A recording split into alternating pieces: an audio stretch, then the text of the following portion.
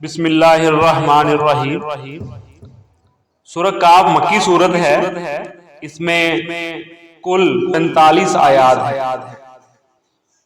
سورہ کاف ان سورتوں میں سے ہے جن کا آغاز حروف مقطعات سے ہوتا ہے۔ اس سورت کا نام حروف مقطعات میں کاف پر رکھا گیا ہے۔ یہ اس دور میں یہ سورت نازل ہوئی جب حضرت محمد رسول اللہ صلی اللہ علیہ وسلم نے کھل کر اسلام کی تبلیغ شروع کر دی تھی۔ اسلام اور جاہلیت میں کشمکش شروع ہو چکی تھی اور کافروں نے حضرت محمد صلی اللہ علیہ وآلہ وسلم کی جد و جہد کو ناکام بنانے کے لیے تانے دینے شروع کر دیے تھے۔ حضرت محمد خاتم النبیین صلی اللہ علیہ وسلم کو سورہ کاف سے خاص محبت تھی۔ آپ صلی اللہ علیہ وسلم نے اکثر جمعہ کے خطبہ اور نماز عیدین میں اس سورت کی تلاوت فرماتے تھے۔ سورہ کاف کا مرکزی موضوع قیامت ہے۔ اگر ہم مضامین کی بات کریں تو سورۃ کاف میں سے ایسے مضامین بیان کیے گئے ہیں جنہیں سننے سے فکر آخرت پیدا ہوتی ہے۔ فکر آخرت کیا ہے؟ آخرت کی فکر، کہ ہم سب نے مرنا ہے۔ اس سورت کے آغاز میں بیان ہے کہ عظیم قدرتوں والا اللہ تعالیٰ قیامت قائم فرمائے گا۔ اس سورت میں یاد دہانی کرائی گئی ہے کہ ہم سب کو ایک دن مرنا ہے۔ اللہ تعالیٰ مرنے کے بعد ہمیں دوبارہ زندہ فرمائے گا۔ وہ ہمارے دل میں آنے والے ہر خیال سے واقف ہے اور ہماری آنکھوں، کانوں اور دلوں کا جواب ہمیں دینا پڑے گا۔ ہمیں میدان حشر میں جمع کیا جائے گا۔ قیامت کے دن لوگوں کو ان کے نامہ اعمال دیے جائیں گے۔ اور نامہ اعمال کیسے دیے جائیں گے بیٹا؟ ایکچولی بات یہ ہے، نامہ اعمال جو ہم نے اس دنیا میں کام کیے ہیں وہ ہماری فائل ہے۔ جب ہم اس دنیا میں آتے ہیں نا تو ہمارا بینک اکاؤنٹ کھل جاتا ہے، نامہ اعمال کا ایک اکاؤنٹ کھل جاتا ہے۔ جیسے ہم بینک میں اکاؤنٹ کھلواتے ہیں تو اس طرح سے ہمارا نامہ اعمال کا اکاؤنٹ کھل جاتا ہے۔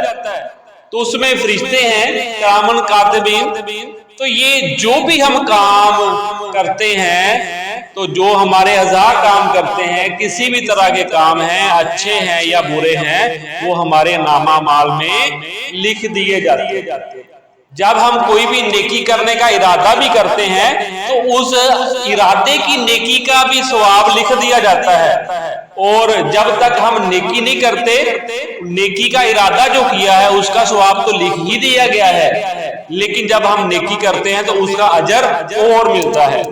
اسی طرح سے جب ہم گناہ کا ارادہ کرتے ہیں تو اس گناہ کا جو گناہ ہوتا ہے وہ ہمارے نامہ اعمال میں نہیں لکھا جاتا جب تک ہم گناہ کر نہیں لیتے۔ اس لیے اچھی جو کام ہے، اچھے کام ہیں یا نیکیاں ہیں، اس کو نیکیاں کرنے کی، اچھے کام کرنے کی نیت کرتے رہیں، کیونکہ نیت کرنے کا بھی ہمیں ثواب ملتا ہے۔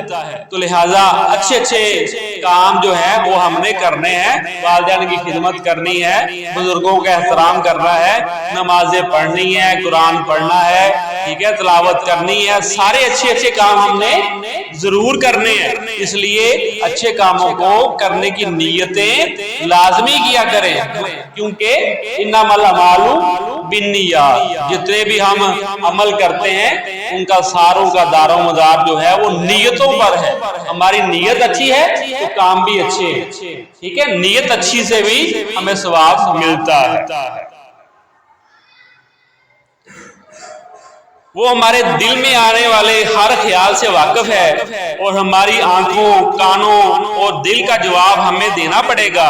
ہمیں میدان حشر میں جمع کیا جائے گا۔ قیامت کے دن لوگوں کو ان کے نامہ اعمال دیے جائیں گے، اور نامہ اعمال جب دیے جائیں گے، جس کا نامہ اعمال اچھا ہوگا، جس کی نیکیاں زیادہ ہوں گی، جو نیک لوگ ہوں گے ان کو نامہ اعمال جو ہے ان کے جو دایاں ہاتھ ہے مطلب جو رائٹ ہینڈ ہے اس میں دیا جائے گا، اور جو برے اعمال ہیں اس کا جو نامہ مال ہوگا ان کو لیفٹ ہینڈ میں مطلب بائیں ہاتھ میں دیا جائے گا۔ تو ان میں کچھ دائیں ہاتھ والے ہوں گے اور کچھ بائیں ہاتھ والے ہوں گے۔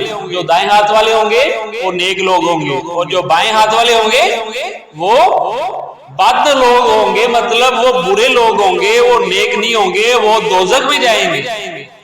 اس لیے کوشش کیا کریں کہ اپنے نامہ مال کو نیکیوں سے بھریں، اور اللہ تعالی ہم سب کو مطلب نیک اعمال کرنے کی توفیق عطا فرمائے، آمین۔